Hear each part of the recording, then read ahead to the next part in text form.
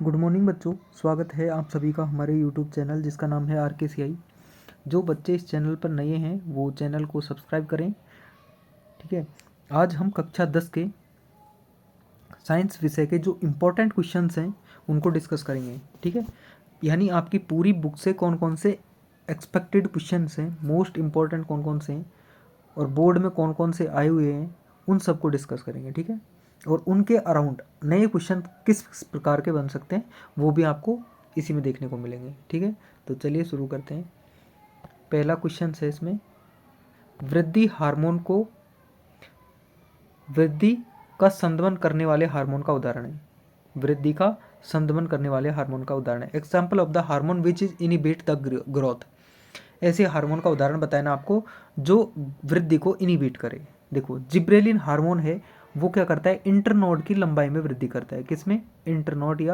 Internode की लंबाई को बढ़ाता है। ठीक है, इंटरनोड मतलब समझते हैं ना, जैसे जो गन्ना होता है उसमें इस प्रकार के इंटरनोड पाए जाते हैं, इस प्रकार के जिनको आप खाते हो, ये बीज का। इसकी लंबाई को क्या करता है, किसी गन्ने की लंबाई में ये देखो, किसी गन्ने में तो ये छोटे होते हैं, किसी में इतने बड़े बड़े होते हैं। तो ये क्या करता है, ये जो लंबाई ना, ये वाली, इसको बढ़ा देता है, तने की लंबाई को एकदम बढ़ाता है। ठीक है, तो ये वृद्धि को संदमित नहीं कर रहा है, वृद्धि को तो ये प्रमोट कर रहा है जिब्रेलिन। एब्सिसिकम फिर है साइटोकाइनिन। साइटोकाइनिन क्या करता है, सेल डिवीजन प्रमोट करता है। साइटोकाइनिन क्या करता है, सेल डिवीजन करता है। क्या करता है, सेल डिवीजन, यानी कोशिका का विभाजन करता है। तो ये भी वृद्धि कर रहा है, ये भी नहीं है। इंसुलिन जो हार्मोन है वो मानव में पाया जाता है, और ये क्या करता है, मानव की बॉडी में जो ग्लूकोज है, रक्त में जो ग्लूकोज होता है उसको ग्लाइकोजन में कन्वर्ट करके बॉडी में स्टोर करवाता है। सी ऑप्शन है एब्सिसिक एसिड। एब्सिसिक एसिड क्या करता है, एब्सिसिक एसिड वृद्धि को इनिबिट करवाता है, ग्रोथ को इनिबिट करता है। कौन? Abscisic acid. इसमें आंसर हो जाएगा सी। ठीक है, दूसरा क्वेश्चन है, मस्तिष्क का कौन सा भाग शरीर की स्थिति एवं संतुलन के लिए उत्तरदायी है ना। मस्तिष्क का कौन सा भाग है जो आपकी बॉडी को संतुलित करेगा और स्थिति को संतुलित करने के लिए उत्तरदायी है। Which part of brain is responsible for maintaining the posture and balancing the body. तो कौन करता है, सेरिब्रम। सेरिब्रम जो है, जो मस्तिष्क का अग्रभाग है, और ये क्या करता है, ये मस्तिष्क के बॉडी को, आपकी थिंकिंग रीजनिंग पावर को लिए रिस्पॉन्सिबल है। फोर ब्रेन भी ऑप्शन सही है वैसे। देखो, सॉरी, फोर ब्रेन भी ठीक है। मिड ब्रेन नहीं करता। अब फोर ब्रेन में भी लेकिन पार्ट है, फोर ब्रेन के भी तो पार्ट हैं, तो इसमें ऑप्शन आएगा सेरिब्रम। सेरिबोलम क्या करता है, बॉडी पोस्चर को मेंटेन करता है। जो व्यक्ति, देखो ये क्या करता है, शारीरिक स्थिति के लिए उत्तरदायी है। ठीक है, जो व्यक्ति ज़्यादा शराब का सेवन करते हैं तो उनका ये जो सेरिबेलम है ये संतुलित नहीं रहता और व्यक्ति की बॉडी है ना लड़खड़ाने लगती है। ठीक है, अब नेक्स्ट क्वेश्चन है, क्वेश्चन नंबर 3। क्वेश्चन पूछ रहा है, capital R small R capital Y small Y, इस पौधे का लक्षण बताओ। तो क्या हो जाएगा, आर किसको इंडिकेट करता है, राउंड को, गोल को, और वाई किसको करता है, येलो को। तो राउंड येलो देख लो। अगर एग्जैक्ट पूछता तो इसके देखो नाम कैसे देते हैं, कैपिटल आर है स्मॉल आर है, तो अगर कैपिटल आर और स्मॉल आर एक साथ हैं तो स्मॉल आर दिख रहा है तो इम्प्योर लगा दो। अब कैपिटल आर किसके लिए रेस्पॉन्सिबल है, उस कैरेक्टर का नाम लिख दो। अब कैपिटल वाई और स्मॉल वाई दोनों एक साथ हैं तो इम्प्योर लिख दो। अगर दोनों वाई वाई होते तो प्योर लिख देते। प्योर जो भी वाई है, जो कैरेक्टर को डिनोट कर रहा है उसका नाम लिख देंगे। ठीक है, तो इसमें कौन सा आ जाएगा, राउंड येलो। ठीक है, गोल पीला। फिर है इसी प्रकार दूसरे क्वेश्चन आ जाएंगे। तो आपको कैसा भी क्वेश्चन आया, आपको देखो ये इस प्रकार सॉल्व करने हैं। फिर से ध्यान से देखो, जैसे R small R capital Y small Y, दो दो के जोड़े बनाओ, बन गए ये दो के जोड़े और ये दो के जोड़े। ठीक है, अब इसमें देखो दोनों क्या समान है, समान है तो प्योर लिख दो। ठीक है, समान कैसे रहेंगे, जैसे आर आर, ठीक है, या स्मॉल आर, तो क्या लिख देंगे, प्योर। जबकि ऐसे दोनों नहीं है तो हम क्या लिखेंगे यहाँ पर, दोनों कैसे हैं, असमान है। कैसे हैं दोनों, असमान है, तो क्या लिख देंगे, इम्प्योर। क्या लिखेंगे, इम्प्योर। ठीक है, और अब जो कैपिटल लेटर है वो किसको इंडिकेट कर रहा है, उसका नाम लिख दो, इम्प्योर राउंड, इम्प्योर राउंड। अब इन दोनों को उठाओ, ये दोनों असमान है तो इम्प्योर, और कैपिटल वाई किसको इंडिकेट कर रहा है, तो येलो को। तो क्या हो जाएगा, इम्प्योर राउंड इम्प्योर येलो, ऐसे लिख दोगे। एक क्वेश्चन जरूर आएगा इससे, ठीक है। तो क्या लिख दोगे, इसमें क्या हो जाएगा, राउंड और येलो। आपको इम्प्योर प्योर लिखने के लिए नहीं बोला, तो आप डायरेक्ट इसी को लिख दोगे, ठीक है। फिर देखो क्वेश्चन नंबर 4, ऊर्जा के नवीनीकरण स्रोत का उदाहरण है। ऊर्जा के जो नवीनीकरण स्रोत है उसका उदाहरण कौन सा है। नवीनीकरण नवीनीकरण समझते हो। नवीनीकरण ऐसे ऊर्जा के स्रोत है जिनको वापस से रिन्यू किया जा सकता है, वापस से हम अगर चाहें तो प्राप्त कर सकें, ठीक है, उनको बोलते हैं नवीनीकरण। तो इसका एग्जाम्पल क्या आ जाएगा, पवन ऊर्जा फिर से प्राप्त कर सकते हैं। पेट्रोल एक बार खत्म हो गया तो हो गया, नहीं प्राप्त कर सकते। कोयला खत्म हो गया तो हो गया, लकड़ी जल गई तो फिर से नहीं ला सकते।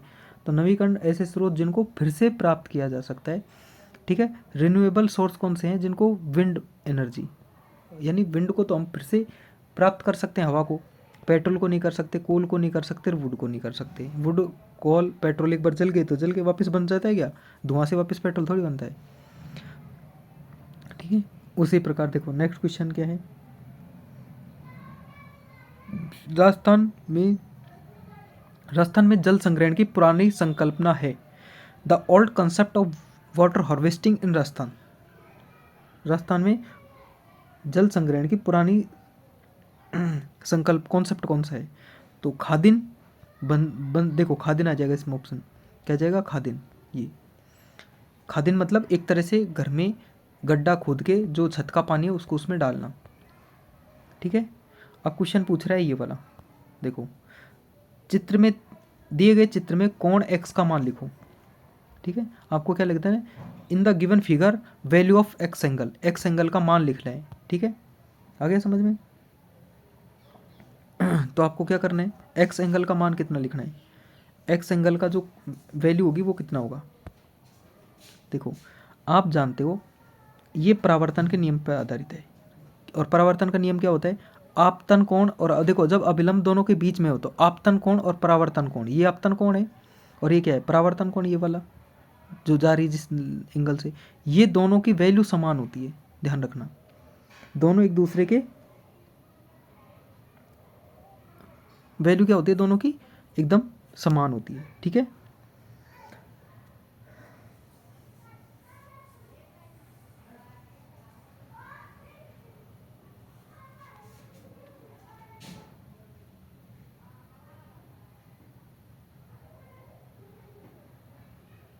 ये दोनों की वैल्यू समान होती है, तो क्या आ जाएगा 30, ठीक है, 30 आएगा। फिर है नेक्स्ट, देखो क्या बोल रहे हैं, the muscles of iris contract. देखो muscles of the iris controls, किसके द्वारा कंट्रोल होती है, जो आइरिस की पेशियां हैं वो किसके द्वारा नियंत्रित रहती हैं, ये क्वेश्चन है, ठीक है। तो नियंत्रित करती हैं किसको, देखो सॉरी, आइरिस की मसल्स कंट्रोल्स किसको करती हैं, ठीक है। पहला है ऑप्टिक नर्व को, नहीं इसको नहीं करती। पुतली का साइज को, यानी साइज ऑफ प्यूपिल, इसको भी नहीं करेंगी।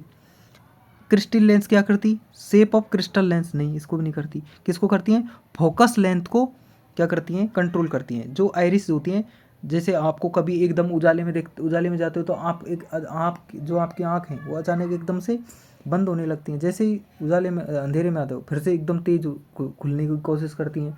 तो जो आइरिस होती है ना, वो केवल और केवल लेंस की फोकस दूरी को कंट्रोल कर सकता है और कुछ नहीं कर सकता।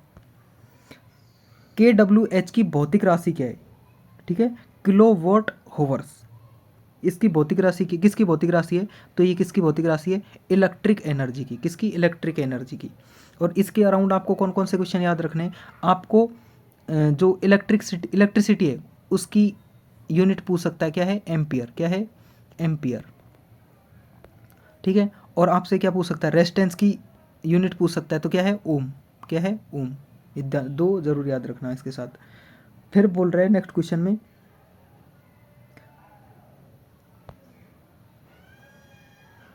देखो ओम के नियम के अनुसार विद्युत परिपथ में वाई का पहचान करो। वाई इस जगह क्या है, तो वाई इस जगह देखो एमीटर है, एमीटर नहीं है, ठीक है, सॉरी, ये वाई की पहचान करनी है।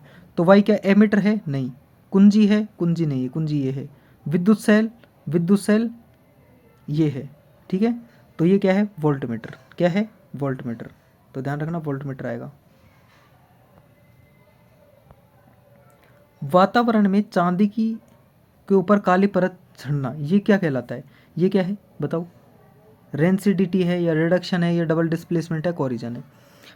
रिडक्शन नहीं है, रेंसिडिटी, रेंसिडिटी क्या होता है, जब खाद्य पदार्थ होते हैं ना जो तेल से ऑयल से बने हुए, जब वो वायु की उपस्थिति में रह जाते हैं तो उनके ऊपर वो उनमें बदबू आने लगती है, वही क्या कहलाता है, रेंसिडिटी कहलाती है। रेंसिडिटी भी नहीं है। कोरिजन क्या है, कोरिजन क्या है, जैसे जो मेटल्स हैं जब उनको वायु की उपस्थिति में खुला छोड़ा जाता है तो वो मेटल्स ना ऑक्साइड से क्रिया करके खराब हो जाती हैं, उनके ऊपर ऑक्साइड की परत जम जाती है, यही क्या कहलाता है, कोरिजन कहलाता है। अब चांदी में भी तो ये होता है, यही हो रहा है। वातावरण में चांदी के ऊपर काली परत के चढ़ने की प्रक्रिया कोरिजन या संचारण कहलाती है। ऑप्शन बी सही हो जाएगा। फिर है देखो A L aluminium ferrous zinc की अभिक्रियाशीलता का सही क्रम बताओ। तो इसकी अभिक्रियाशीलता का सही क्रम क्या हो जाएगा, एफ ही नहीं, एफ ही जेड एन से, देखो सबसे जो कम सक्रिय है वो है एल्युमिनियम, जबकि इसमें सबसे ज़्यादा दिखा रखा है, तो ये भी गलत हो जाएगा। तो सबसे ज़्यादा जो है जिंक है, सही बात है, लेकिन जो एल्युमिनियम है वो फेरस से भी कम सक्रिय है, तो ये भी गलत। तो सी ऑप्शन देख लेते हैं, एल्युमिनियम सबसे कम, फेरस फिर कम, फिर जिंक कम, ये सही है, ठीक है, ये गलत हो जाएगा ऑटोमेटिक। ठीक, अब देखो नेक्स्ट देखते हैं। ये पदार्थ दिया हुआ है, इसकी अम्ल से क्रिया कराओ और जो ए पदार्थ बन रहा है उसकी पहचान करो। तो इसको, ये बहुत सिंपल है, हमको क्या करना है, देखो इसका H और इसका OH, इसको बाहर निकाल दो, H2O बन गया। अब जो बाकी बचा क्या, CH3, इसमें देखो ये बचा CH3, CH2O बचा। अब इसके इधर क्या बचा, OC, ये बचा कि नहीं बचा, OC बचा ये वाला, और CH3, इसको एज इट इज लिख दो, और ये जो ऑप्शन में उसी वही ऑप्शन सही हो जाएगा। कौन सा है,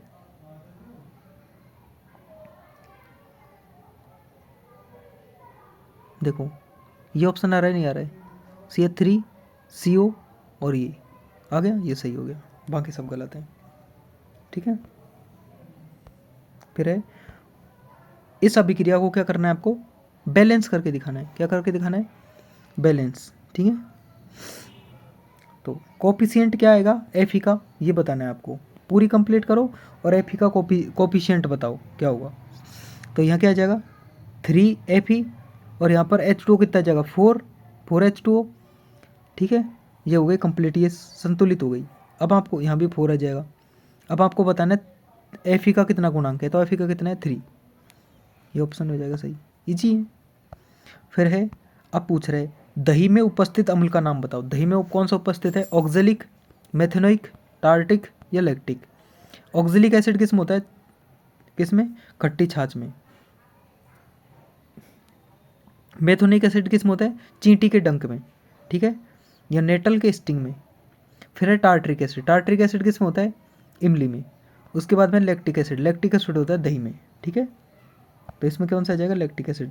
the an acid present in curd, तो कौन सा होगा, लैक्टिक एसिड। ऊष्मा का सबसे अच्छा चालक कौन है, ऊष्मा सबसे अच्छी किस में बहेगी बताओ, ऊष्मा का सबसे अच्छा चालक कौन होगा। तो क्या कॉपर है, हाँ है। लेड है, लेड तो नहीं करेगा। जिंक, जिंक भी नहीं करता। मरकरी नहीं करती, तो कौन आ जाएगा, कॉपर। अच्छा क्या ये कि चालक है इसमें ना। फिर है, कीटोन में उपस्थित प्रक्रियात्मक समूह बताओ। तो functional group of ketone, ketone का फंक्शनल ग्रुप क्या होता है, तो सब जानते हो COO, तो ये आ जाएगा इसमें कीटोन, ठीक है।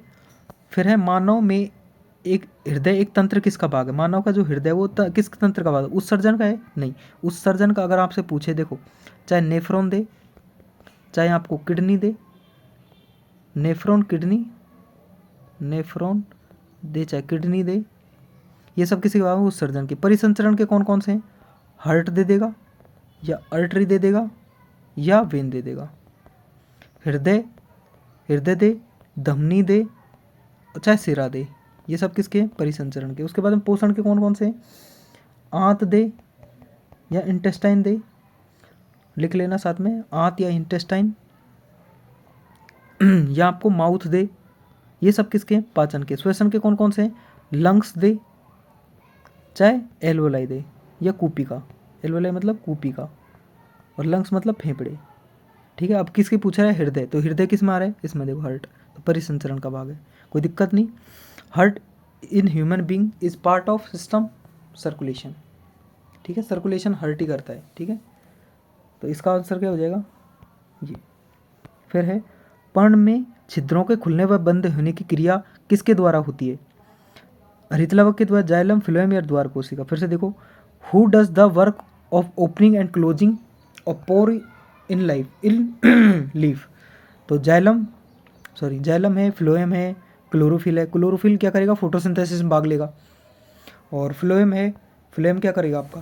फ्लोएम पादपों में जल का परिवहन करता है। किसका परिवहन करता है? जल का। कहाँ से कहाँ करेगा?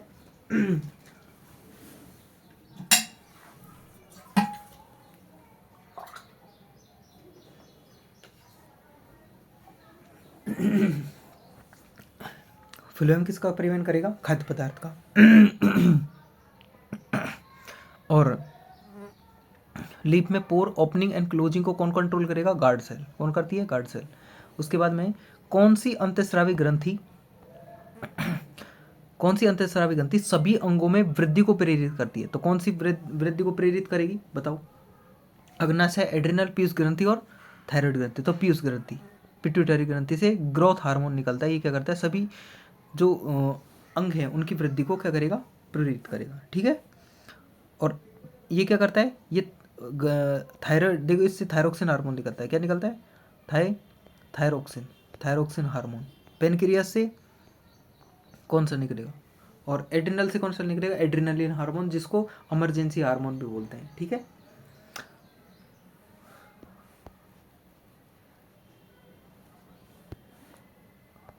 इसमें कौन सा जाएगा? ग्रोथ पीयूष ग्रंथि। जब पुष्प में पुंकेसर व स्त्री केसर दोनों उपस्थित हों तो पुष्प क्या कहलाता है? Flower card when flower contain stamen and pistol both. तो क्या कहलाएगा? बाइसेक्सुअल, उभयलिंगी। अगर दोनों में से एक होता तो एक लिंगी कहलाता। अब इसमें दोनों हैं तो उभयलिंगी कहलाएगा या बाइसेक्सुअल कहलाएगा। पुरुषों में लिंग गुणसूत्र कौन से होते हैं? X Y, Y Y, X X X या एक्स। तो कौन सा होगा? X Y. कौन सा रहेगा? Man have sex chromosome which one? X X Y. ठीक है, अब क्वेश्चन पूछ रहा है, एक व्यक्ति समतल दर्पण से 3 मीटर दूर खड़ा है। कितने मीटर दूर खड़ा है? 3 मीटर। ठीक है, 3 मीटर दूर है। अब क्या करना है आपको? प्रतिबिंब की दूरी बताओ, है ना। अब देखो, a man standing 3 metre away from plane mirror, plane mirror की बात कर रहा है। तो अगर देखो ये मिरर है, इसके कितने मीटर दूर खड़ा है? 3 मीटर दूर।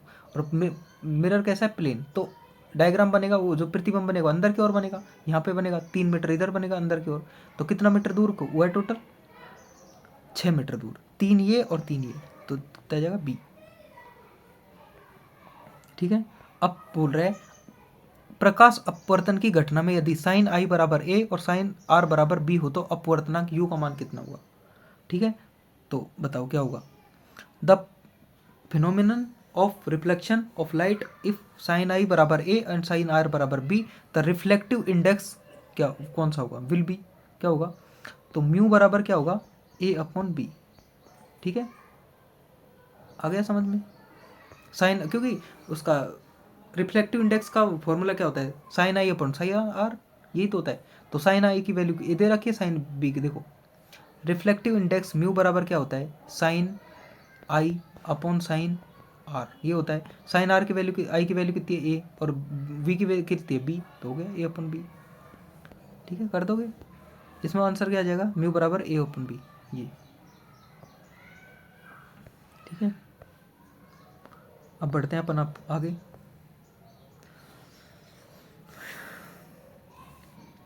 देखो, अग्रिम सूर्योदय व विलंबित सूर्यास्त का कारण क्या है?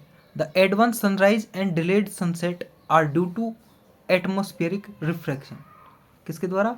रिफ्रैक्शन के द्वारा। कौन सा? Atmospheric refraction. इंपॉर्टेंट है, लिख लेना। उसके बाद में दिए दिए गए चित्र अनुसार प्रिज्म के लिए विचलन कोण का मान क्या होगा? The deviation angle of triangular prism. तो डेविएशन एंगल कौन सा होता है बताओ? यहाँ पर डेविएशन एंगल कौन सा होगा? तो डेविएशन एंगल होता है एक्स। ये वाला जो एंगल बनेगा ना किसी में भी, ये होगा डेविएशन एंगल। ठीक है, आ गया समझ में? और इससे पिछली वाली वीडियो देखना, इसमें मैंने आपको डेविएशन एंगल का मान किसका सबसे अधिक होता है, किसका सबसे कम होता है, और देखो सबसे अधिक डेविएशन एंगल का मान किसका है और सबसे कम किसका है, वेवलेंथ सबसे ज़्यादा किसकी है, वेवलेंथ सबसे कम किसकी है। ये इंपॉर्टेंट क्वेश्चन है, चारों में से एक जरूर आएगा। और पिछली वाली जो साइंस की इंपॉर्टेंट क्वेश्चन की वो सॉरी डेस वर्क की जो सीरीज थी उसके अंदर मैंने क्वेश्चन करवाया है, चारों लिखवा रखे हैं। अब वहाँ पे आपको जाके देखना पड़ेगा क्योंकि चारों में से एक क्वेश्चन तो छप गया है, समझ लो जरूर आता है। ठीक है, अब कौन सा पूछ ले, अब वो देखो आपकी किस्मत कितनी खराब हो वो आजमा लेना।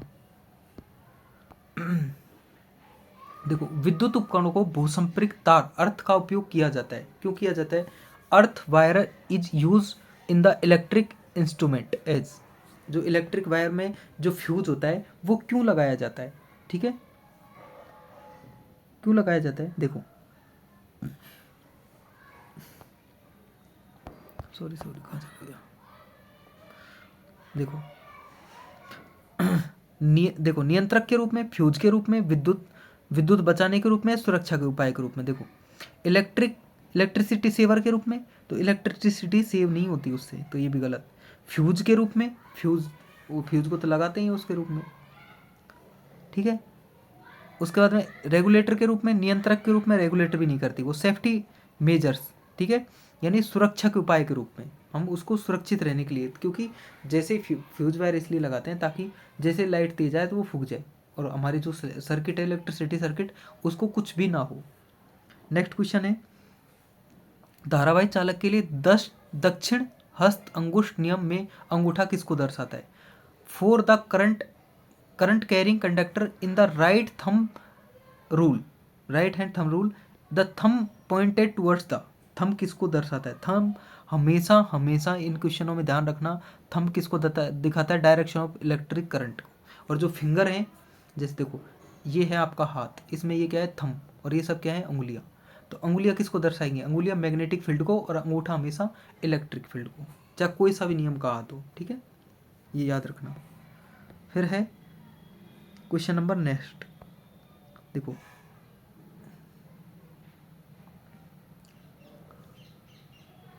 ये तो फिर से रिपीट हो गया, सॉरी। नेक्स्ट देखते हैं।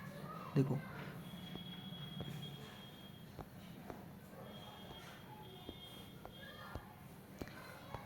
कौन सी अंतःस्रावी ग्रंथि शरीर की वृद्धि उपापचय का नियमन करती है? ठीक है, which endocrine gland regulate the metabolism of body growth. ये क्वेश्चन दूसरी बार रिपीट हुआ है, इसलिए बोल रहा हूँ रिपीट होते हैं क्वेश्चन। इनको जिनने बिल्कुल तैयारी नहीं करी, एक एक बार तो इसको देख के ही जाना ताकि बेड़ा पार हो जाए। ठीक है, तो ग्रोथ के लिए कौन सी रेस्पॉन्सिबल है? इसको मैं करा भी चुका हूँ। तो एड्रिनल ग्रंथि, कौन सी ग्रंथि ग्रोथ के लिए रिस्पॉन्सिबल है? एड्रिनल। फिर बोल रहा है which in which organism new organism can be produce by regeneration. Regeneration यानी पुनरुद्भवन, रीजनरेशन के द्वारा किसमें नए जीव की उत्पत्ति होती है? नया जीव उत्पन्न होता है किसमें? प्लेनेरिया में। किसमें? प्लेनेरिया में। तो बोल रहा है रीजनरेशन, जो जीव रीजनरेशन के द्वारा कौन सा जीव उत्पन्न हो रहा है? तो प्लेनेरिया। अब आपको इसके रेफरेंस में और कौन सा क्वेश्चन याद करके जाना है? इसमें आपको करना के जाना है बडिंग के द्वारा। बडिंग के द्वारा किस में नए जीव का निर्माण होगा? तो ऑप्शन लिख देना, हाइड्रा, स्पंज, हाइड्रा स्पंज और फ्यूनेरिया। कौन सा? फ्यूनेरिया, हाइड्रा स्पंज और फ्यूनेरिया। इसको रट लेना, आ गया समझ लो ये वाला क्वेश्चन। ठीक है, फिर देखो हर बार ये क्वेश्चन आ रहा है कि नहीं आ रहा है? मानव में वृक्क किसका, वृक्क कौन से तंत्र का भाग है? उत्सर्जन का, श्वसन का, पोषण का, परिवहन का। The kidney in human being is part of which system. तो किसका है? न्यूट्रिशन का है, एक्सक्रीशन का है, रेस्पिरेशन का है, सर्कुलेशन का है। तो कौन सा किसका है? एक्सक्रीशन का। किडनी किसका भाग है? उत्सर्जन का। ठीक है, क्योंकि किडनी के द्वारा ही तो खून से मूत्र अलग होता है, तो उत्सर्जन का भाग हुआ। निम्न में से कौन सा पादप हार्मोन का उदाहरण है? पादप हार्मोन कौन सा है? ठीक है। इंसुलिन मानव है, एस्ट्रोजन फीमेल में होता है, साइटोकाइनिन प्लांट में होता है, थायरोक्सिन ह्यूमन में होता है। तो कौन है? Cytokinin. Which of the following is a example of plant hormone? तो साइटोकाइनिन होता है। ये सब मानव के हैं। ठीक है। अब बोल रहा है एक संकरण में F2 जनरेशन का जीन अनुपात क्या होता है? Genotype ratio of F2 generation of monohybrid cross. कौन सा? ये जरूर याद रखना, मोनोहाइब्रिड या मोनोहाइब्रिड या एकल संकरण या द्विव संकरण है, जरूरी रख लेना। क्योंकि देखो मोनोहाइब्रिड का आपको फिनोटाइप आए तो क्या लिख के आओगे? 3:1, और जीनोटाइप आए तो 1:1। इसी प्रकार डबल हाइब्रिड क्रॉस का फिनोटाइप क्या आएगा? 9:3:3:1। ठीक है। और जीनोटाइप 121, 412, 121, सॉरी 242, 412, 121, 242, 121, ये है। अब किसका पूछ रहा है वो बता दो। मोनोहाइब्रिड का F2 का जीनोटाइप पूछ रहा है, तो 3:1 ये आएगा, 1:1। देखो निम्न में से कौन सा सौर ऊर्जा स्थायीकरण करके उसे विषम पोषियों के लिए उपलब्ध करवाते हैं? तो कौन करते हैं? प्राथमिक उपभोक्ता या प्राइमरी कंज्यूमर यानी ग्रीन प्लांट। कौन करते हैं? ग्रीन प्लांट या हरे पेड़ पौधे। हरे पेड़ पौधे सूर्य से ऊर्जा फोटोसिंथेसिस के रूप में लेते हैं और उसको अन्य कंज्यूमर के लिए सेफ रखते हैं। फिर है निम्न में से कौन सा पादप हार्मोन का एक उदाहरण है? Insulin, oestrogen, thyroxine, cytokinin. Cytokinin है। ये क्वेश्चन फिर से रिपीट हो गया। देखो गोलीय दर्पण की वक्रता त्रिज्या वह फोकस दूरी में क्या संबंध होता है? What is the relation between radius curvature of R and focus length F of spherical mirror? जो गोलीय दर्पण होते हैं उनके में आर और एफ के बीच में क्या संबंध होता है? आर बराबर 2F होता है। आर बराबर 2F। ठीक है। श्वेत प्रकाश पुंज को प्रिज्म से गुजारने के पश्चात इसमें अवयवी वर्णों में विक्षेपित हो जाता है। प्रकाश में जो सबसे कम झुकता है यानी विचलन कौन सबसे कम किसका हो? ठीक है। तो देखो आपसे पूछा जाए, ये क्वेश्चन है इंपॉर्टेंट है, मैंने थोड़ी देर पहले बोला कि ये आएगा और रिपीट हो गया।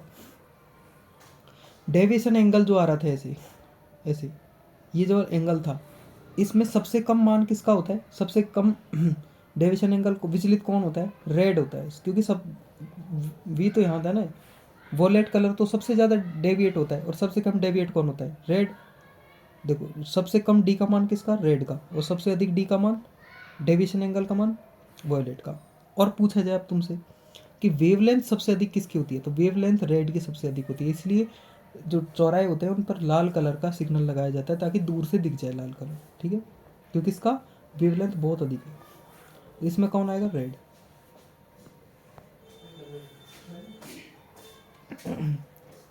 अब आपको क्या करना है इसमें? देखो पी व क्यू के में आपको तुल्य प्रतिरोध निकालना है। तो देखो इसमें क्या करेगा? सबसे पहले आप इन दोनों को श्रेणी क्रम में जमा लो। तो देखो ये क्या होगा? ये 4 हो गया, ये ऐसे, इसको जोड़ दो कितना हुआ? 4। ये भी 4। अब निकाल लो पैरेलल क्रम से 1/4 प्लस 1/4 कितना हो जाएगा? 4। 1 प्लस 1 बराबर 2/4 बराबर 1/2 1/r। तो r का मान कितना आ जाएगा? 1। कितना हो जाएगा?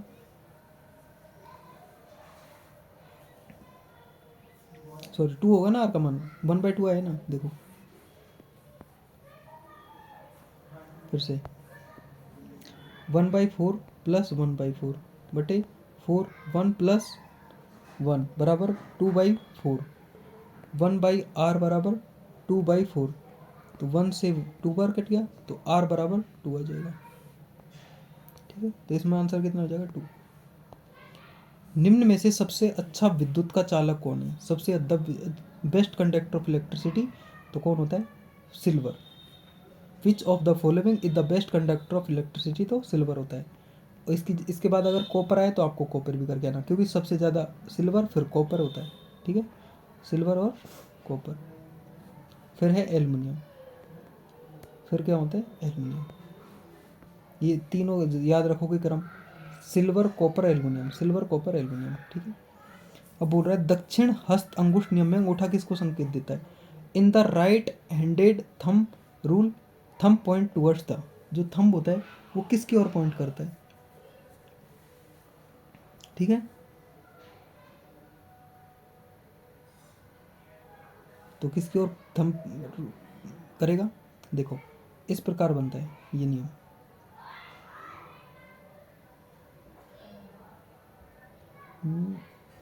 ये आपकी अंगूठी, अंगूठा, ये आपका थंब, और ये आपकी एक उंगली, फिर 3 उंगली ऐसे हाथ है, ठीक है।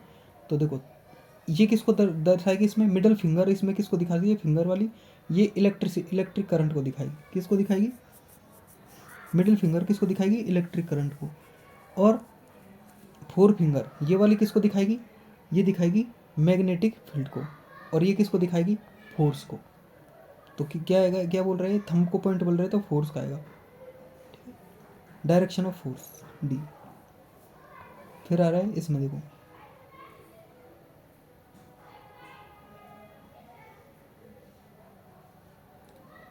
क्या बोल रहा है? चित्र अनुसार चुंबकीय क्षेत्र के लंबवत रखे गए चालक में विद्युत धारा प्रवाहित हो रही है, चालक पर आरोपित बल की दिशा क्या होगी? अगर इसमें डायरेक्शन ऑफ फोर्स पूछा है, देखो according to this given diagram current flow in the conductor placed perpendicular to a magnetic field, direction of force acting on conductor is. तो किधर लगेगा? Towards the page. अब पेज के अंदर की ओर लगेगा क्या? अब इसको मैं बता नहीं सकता, लेकिन आप इसमें आंसर समझ लो क्या होगा? Outside of, out of page, ठीक है, कागज के बाहर की ओर लगे। जिंक व तनु सल्फ्यूरिक अम्ल के मध्य क्रिया के दौरान कौन सी गैस उत्पन्न होती है? ठीक है, करा के देखो इसको।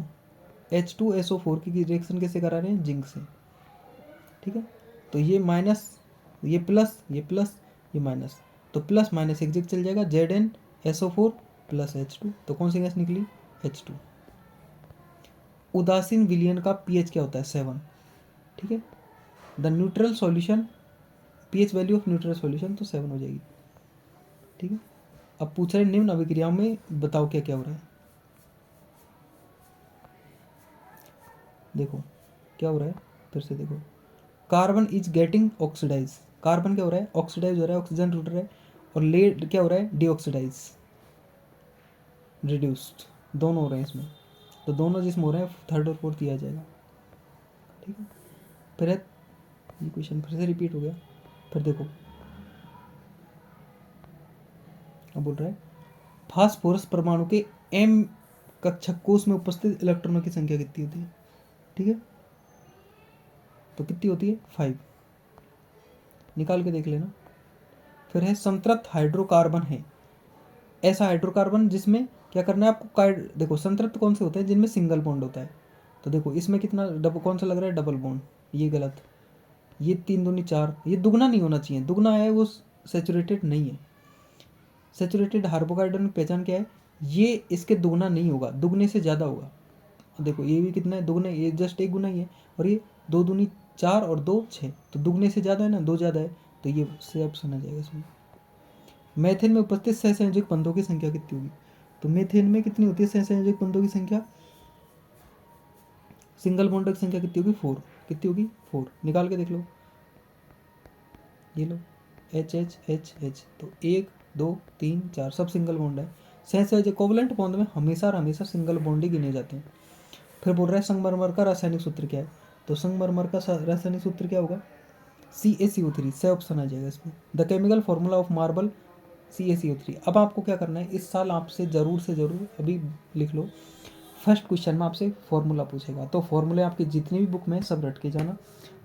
मेन जो है वो है एक तो प्लास्टर ऑफ पेरिस मेन जो आ रहा है इसमें, और फिर है जिप्सम, और उसके बाद में बेकिंग सोडा और धोने वाला सोडा, ठीक है, ब्लीचिंग पाउडर, इनकी फॉर्मूला आपको अच्छे से रट के जाना है। फिर देखो क्वेश्चन है next, what's happen when dilute sulphuric acid is poured into iron filing. देखो जब H2SO4 सॉरी HCl को किस में डिवाइड जाता है? Fe में, तो क्या बनेगा? कौन सी गैस बाहर निकलेगी? होगा क्या? तो क्या होगा? FeCl2 बनेगा, हाइड्रोजन गैस में आयरन क्लोराइड बनता है। क्या क्या बनेगा? हाइड्रोजन गैस में आयरन क्लोराइड, यानी हाइड्रोजन गैस निकलेगी और FeCl2 बनेगा, ये आ जाएगा। फिर बोल रहा है जब कोई धातु ऑक्सीजन के साथ अभिक्रिया कर उच्च गलनांक वाला यौगिक निर्मित करता है तो यौगिक जल में विलेय है, उस तत्व का नाम क्या होगा? कैल्शियम। फिर बोल रहा है क्रियाशीलता के आधार पर सबसे अधिक क्रियाशील धातु कौन सा है? तो कौन सा होगा? पोटेशियम। सबसे अधिक पोटेशियम, क्योंकि रिएक्टिविटी सीरीज में सबसे ऊपर यही है। एथेन का रासायनिक सूत्र है, इसमें सहसंयोजक बॉन्ड कोवलेंट बॉन्डों की नंबर कितने? तो कोवलेंट बॉन्डों का नंबर है 7। कितने हैं? 7। फिर है बेंजीन की स्ट्रक्चर, बेंजीन की स्ट्रक्चर ए हो जाएगी, ठीक है। फिर है पराग कोष में होते हैं, पराग कोष में क्या बनते हैं? तो पराग कण होते हैं, पोलन ग्रेन होता है एंथर में, ठीक है। अलैंगिक जनन मुकुलन द्वारा होता है, अलैंगिक जनन जो होगा यानी एसेक्सुअल रिप्रोडक्शन बाय बडिंग, ये क्वेश्चन आ गया फिर से, तो किस में होगा? यीस्ट में, ठीक है। यीस्ट, हाइड्रा और स्पंज, तीनों में होगा। यीस्ट, हाइड्रा, स्पंज, ये तो रट के जाना है बडिंग वाला। फिर है मस्तिष्क उत्तरदायी होता है, जो ब्रेन होता है, ब्रेन इज रेस्पॉन्सिबल फॉर, किसके लिए रेस्पॉन्सिबल होता है? सो थिंकिंग के लिए, या फिर हार्ट बीटिंग के लिए, बॉडी बैलेंसिंग के लिए, तो सबके लिए होता है, ठीक है। ठीक है, यहाँ से देखते हैं, सब एक क्वेश्चन थे। रासायनिक समन्वय देखा जाता है, यानी जो केमिकल कोऑर्डिनेशन है वो किस में देखा जाता है? पादप और जंतु, यानी केमिकल कोऑर्डिनेशन मतलब केमिकल जो हार्मोन होते हैं किस में होते हैं? पादप में होते हैं और जंतुओं में भी होते हैं। फिर है सामान्य दृष्टि के लिए, वयस्क के लिए सुस्पष्ट दर्शन की अल्पतम दूरी कितनी होती है? यानी least distance vision of adult with normal vision is approximately, तो 25 centimetre, 25 centimetre, not metre, centimetre, ठीक है। श्वेत प्रकाश कितने रंगों का बना होता है? तो 7, यानी coloured form in white lights, how many? 7। कौन सा पथ विद्युत परिपथ में शक्ति को प्रदर्शित करेगा? जो इलेक्ट्रिक पावर का फॉर्मूला कौन सा है इसमें? तो V बराबर IR स्क्वायर, V बराबर IR स्क्वायर, ये वाला देखो। अब है प्रतिरोध का मात्रा कौन सा है? यूनिट ऑफ रेजिस्टेंस, पहले बता दिया, ओम आ जाएगा। किसी धारावाही चालक की सीधी लंबी परिनलिका में भीतर चुंबकीय क्षेत्र कैसे होता है? तो देखो, the magnetic field inside the long street current carrying solenoid, तो सोलेनोइड के अंदर की बिंदुओं के अंदर की ओर बढ़ते, देखो सेम ओट परिनलिका में तो सभी बिंदुओं पर विद्युत क्षेत्र समान ही रहता है, मैग्नेटिक फील्ड भी सेम ही रहता है सभी बिंदुओं पर, ये तो परिनलिका की पहचान है या सोलेनोइड की पहचान है, ठीक है। देखो, चित्र अनुसार कोई इलेक्ट्रॉन किसी चुंबकीय क्षेत्र के लंबवत प्रवेश करता है तो इलेक्ट्रॉन पर आरोपित बल की दिशा क्या होगी? ठीक है, तो इलेक्ट्रॉन पर बल की दिशा क्या होगी? इनसाइड द पेपर, कागज के अंदर की ओर, इनसाइड द पेपर, कागज के भीतर की ओर जाता है। फिर निम्न में से आहार श्रृंखला का निर्माण कौन करता है? तो ग्रास, गोट और ह्यूमन, कौन कौन करेगा? ग्रास, गोट और ह्यूमन, भी आएगा इसमें, ठीक। फिर है जैव निम्नीकरण योग्य पदार्थ कौन कौन से हैं?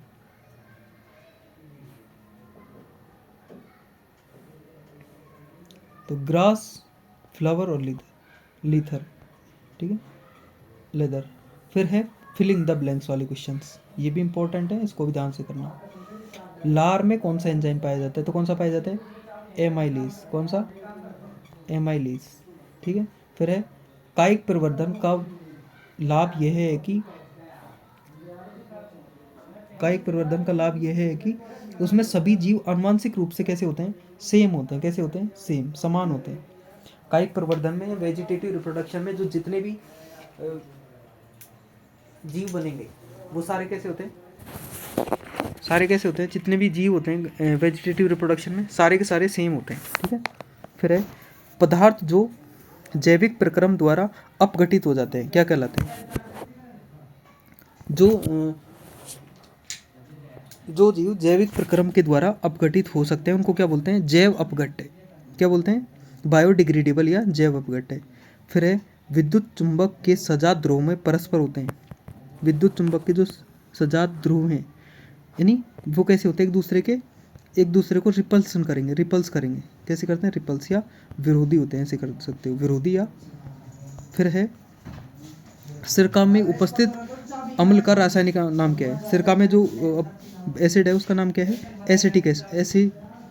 एसिटिक अम्ल। कौन है? एसिटिक अम्ल। ठीक है। तीसरे आवर्त में आधुनिक आवर्त सारणी के तीसरे, देखो ये क्वेश्चन आपका हट गया तो ये आएगा नहीं, इसको छोड़ दो। फिर है लेड नाइट्रेट के ऊष्मीय वियोजन से प्राप्त नाइट्रोजन युक्त गैस का नाम बताओ। देखो लेड नाइट्रेट के ऊष्मीय वियोजन से प्राप्त नाइट्रोजन युक्त गैस का खालिस्तान नाम है। The name of nitrogen containing gas obtain by the thermal decomposition of lead nitrate. ठीक है, तो कौन सी गैस निकलेगी इससे? देखो 2PbNO3 का होल ट्वाइस। इसका जब उसमें वियोजन करेंगे तो क्या बनता है बेटा? PbO plus NO2 plus oxygen, तो NO2 गैस निकलेगी। कौन सी गैस निकलती है? NO2। फिर है HCl के वियोजन से प्राप्त ऋणायन का रासायनिक नाम क्या है? तो क्या है? क्लोराइड। क्या है? Cl- chloride. C3H8 के अणु में उपस्थित सहसंयोजक आबंधों की संख्या कितनी है? तो निकाल लो, कितनी होगी? निकाल के देखना, 10 होगी। कितनी होगी? 10। एक कृत्रिम वृक्क नाइट्रोजन अपशिष्ट पदार्थों को शरीर को रुधिर से खालिस्तान के द्वारा निकाला जाता है। तो किसके द्वारा निकाला जाता है? डायलिसिस के द्वारा। किसके द्वारा? डायलिसिस। डायलिसिस क्या होता है? डायलिसिस तब करवाते हैं जब बॉडी में जो यूरिया है वो बढ़ जाता है। तो यूरिया को बॉडी से अपशिष्ट पदार्थ है तो इसको बाहर किससे निकाला जाएगा? डायलिसिस एक प्रोसेस होता है, उसके द्वारा बाहर निकाला जाता है। डायलिसिस क्या है? एक प्रकार की आर्टिफिशियल किडनी भी हम इसको बोल सकते हैं। ठीक है। दो तंत्रिकाओं के मध्य खालिस्तान को खालिस्तान कहते हैं। The gap between two neuron is called synapse. क्या कहलाएगा? सिनेप्स। ठीक है।